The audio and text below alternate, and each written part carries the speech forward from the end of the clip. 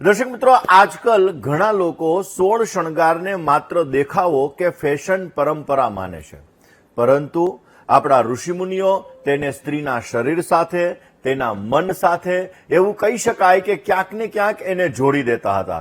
એટલે સ્ત્રીના શરીર, મન, આત્મા, પરિવાર અને સમાજના કલ્યાણ સાથે જોડાયેલો છે. એટલા માટે દર્શક મિત્રો, સ્ત્રીને શાસ્ત્રોની અંદર ગ્રહલક્ષ્મી કીધેલી છે. સ્ત્રીને પ્રસન્ન રાખવી, સ્ત્રી છે એ આપણા જીવનની અંદર આખા ઘરનું વાતાવરણ સકારાત્મકતાની અંદર લાવી શકે છે. અને એટલા માટે સ્ત્રીનું સૌંદર્ય, સ્ત્રીનું આરોગ્ય, સ્ત્રી છે એની ઉર્જા અને સૌભાગ્ય, આ બધી વસ્તુઓ સોળ શણગાર સાથે જોડાયેલી છે.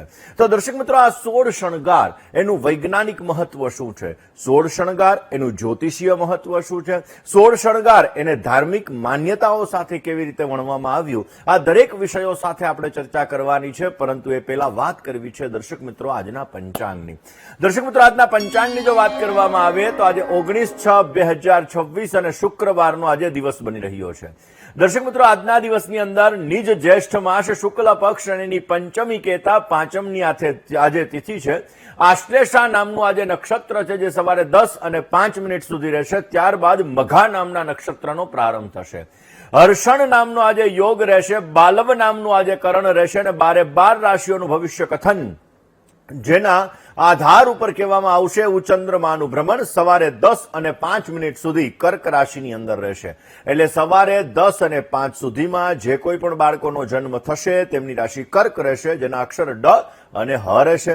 ત્યારબાદ જે બાળકોનો જન્મ થશે તેમની રાશિ સિંહ રહેશે, જેના અક્ષર મ અને ટ રહેશે. તો આજે જન્મનાર બાળકોનું ભવિષ્ય સુંદર, સુખમય, આનંદમય, હર્ષમય, લાભમય રહે એવી શુભકામના સાથે જય ગણેશ. દર્શક મિત્રો, વાત આજે આપણે કરી રહ્યા છીએ ખાસ સોળ શણગારની.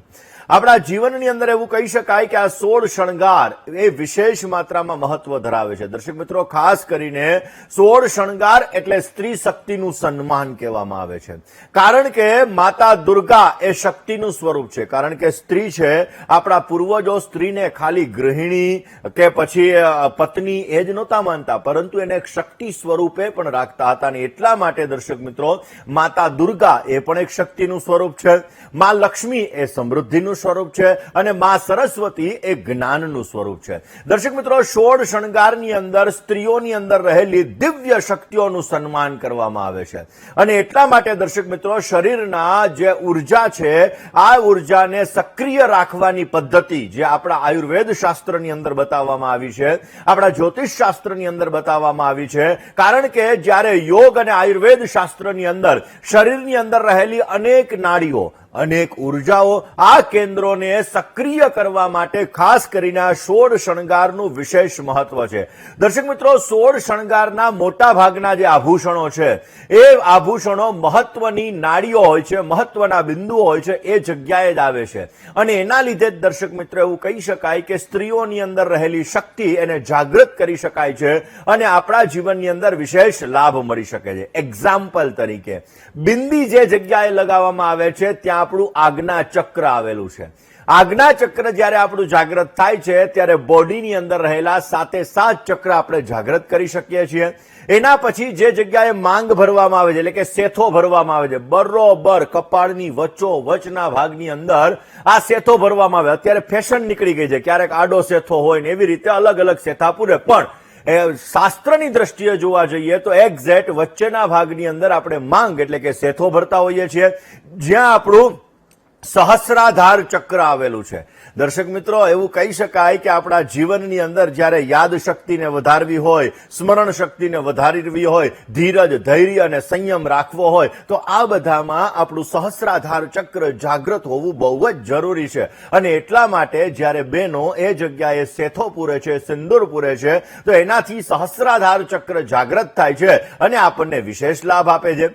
ત્યારબાદ નથ પહેરે છે. હવે નથ છે એ શ્વાસ અને પ્રજનન તંત્ર સાથે જોડાયેલી છે, જેના લીધે એવું કહી શકાય કે સંતાનને લગતી સમસ્યા, શ્વાસને લગતી સમસ્યા, આ બધાની અંદર એને બેનિફિટ મળે એટલા માટે નથ પહેરાવવામાં આવે છે.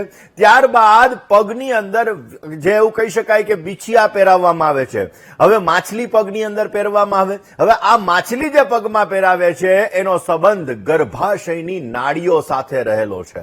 હવે માની લો કે ઘણા બધા લોકોને સંતાન રહેવામાં સમસ્યાઓનું સર્જન થતું હોય, ઘણી બધી વખત સંતાન સ્ત્રાવ થવાને લગતી સમસ્યાઓનું સર્જન થતું હોય, તો આ બધામાં તમે પગમાં પહેરેલી માછલી તમને વિશેષ માત્રામાં સારો લાભ આપી શકે, તમારા જીવનની અંદર વિશેષ ફાયદો આપી શકે. એના પછી આવે છે દર્શક મિત્રો પગની અંદર પાયલ. હું 16 શણગારના અલગ અલગ મહત્વ દર્શાવીશ, પરંતુ અત્યારે હું જ્યોતિષ, વિજ્ઞાન આ બધાની રીતે તમને વાત કરી રહ્યો છું. હવે દર્શક મિત્રો પગની અંદર જે આપણે પાયલ પહેરીએ છીએ, આ પાયલ પગના એક્યુપ્રેશર બિંદુઓ સાથે જોડાયેલી છે અને એના લીધે આપણા જીવનની અંદર બહેનોના શરીરની અંદર જે ઉર્જા છે, આ ઉર્જા સંતુલિત રહે છે અને વિશેષ માત્રામાં સારો લાભ પણ મળી શકે છે. દર્શક મિત્રો એવું કહેવાય છે કે શાસ્ત્રોની અંદર લગ્ન એ માત્ર સામાજિક કરાર નથી, તેને બે આત્માઓનું મિલન આપણા શાસ્ત્રોની અંદર બતાવવામાં આવ્યું છે. એવું કહેવાય છે કે સિંદૂર છે, હાથની બંગડીઓ છે, પછી પગની અંદર પહેરવાની માછલી છે, મંગળસૂત્ર છે, વગેરે વસ્તુઓ જે છે એ સતત આપણને યાદ અપાવે છે કે હું હવે એક પરિવારની વહુ છું, કોઈ પરિવારની હું દીકરી છું, કોઈની હું પત્ની છું, કોઈની હું માતા છું. આ બધી વસ્તુઓ એ સ્થિરતા અને એક પ્રકારનો વિશ્વાસ બતાવે છે અને એ વિશ્વાસ આપણા જીવનની અંદર વિશેષ માત્રામાં લાભ આપી શકે છે. આધુનિક વિજ્ઞાન પણ એવું માને છે કે સુંદર કપડાં, સુગંધ, સજાવટ, આભૂષણ મન પર સકારાત્મક અસર કરે છે. આ બધી વસ્તુઓ છે ને એ આપણા મનને પોઝિટિવ રાખે છે અને આ પોઝિટિવ વાઇબ્રેશન આપણા જીવનની અંદર ઉત્તમ પ્રકારનો લાભ આપી શકે છે. દર્શક મિત્રો જ્યારે બહેનો છે એ સંપૂર્ણ રીતે શણગાર સજી અને સજ્જ ધજ્જ થાય છે ત્યારે એનું કોન્ફિડન્સ લેવલ વધે છે, એની ચિંતા ઘટી જાય છે, ટેન્શન ઘટી જાય છે અને એનું મન પ્રસન્ન રહે છે. એટલા માટે દર્શક મિત્રો 16 શણગારનું જે મહત્વ છે આપણા આરોગ્ય સાથે પણ જોડાયેલું છે. જે બહેનો 16 શણગાર જોડે છે, 16 શણગાર સજે છે, એનું આરોગ્ય સારું રહે છે, વિશેષ માત્રામાં લાભ મળી શકે છે. દર્શક મિત્રો આપણે અલગ અલગ ધાતુઓની વાત કરીએ, સોનું છે, ચાંદી છે, હળદર છે, આ ચંદન છે, આ વગેરે પદાર્થોનો જ્યારે બહેનો ઉપયોગ કરતા હોય છે ત્યારે એ શરીરની અંદર આસપાસ રહેલા સુરક્ષા કવચને બનાવે છે, ઉર્જાનું એક પ્રકારનું સુરક્ષા કવચ બનાવે છે. જેવી રીતે બહેનો પગની અંદર પાયલ પહેરે છે તો પાયલ નકારાત્મક એનર્જીને દૂર કરે છે. પૃથ્વીમાંથી નેગેટિવ અને પોઝિટિવ બે પ્રકારના વાઇબ્રેશન આવે, બે પ્રકારની એનર્જી આવે. જ્યારે બહેનો પગની અંદર પાયલ પહેરે છે તો આ પાયલ પહેરતાની સાથે પૃથ્વીમાંથી નીકળતી નકારાત્મક એનર્જી એ પાયલની અંદર રોકાઈ જાય છે, જેના લીધે તમે જોજો જે બહેનો પાયલ પહેરતી હશે ને આવા લોકોને જે લેડીઝને અમુક જે લેડીઝ સંબંધિત રોગો થાય છે એની અંદર એને રાહત મળે છે. એટલે કે ખાસ કરીને જોવા જઈએ દર્શક મિત્રો ગાયનેકને લગતી સમસ્યાઓની અંદર એને રાહત મળે છે અને એટલા માટે દર્શક મિત્રો ચાંદીનો ગુણધર્મ છે નકારાત્મક એનર્જીને રોકી રાખવી. હવે જ્યોતિષની દ્રષ્ટિએ દર્શક મિત્રો આપણે જોઈએ તો સિંદૂર મંગળ સાથે જોડાયેલું છે, આપણે બિંદી જે લગાડીએ છીએ ગુરુ અને ચંદ્ર સાથે જોડાયેલી છે, નથ છે એ શુક્ર મહારાજ સાથે જોડાયેલી છે, આપણે બંગડી હાથની અંદર પહેરીએ છીએ એ ચંદ્રમા સાથે જોડાયેલી છે અને જે આપણે સ્પ્રે છાંટીએ છીએ, અત્તર છાંટીએ છીએ, સારા કપડાં પહેરીએ છીએ એ શુક્ર મહારાજ સાથે જોડાયેલા છે.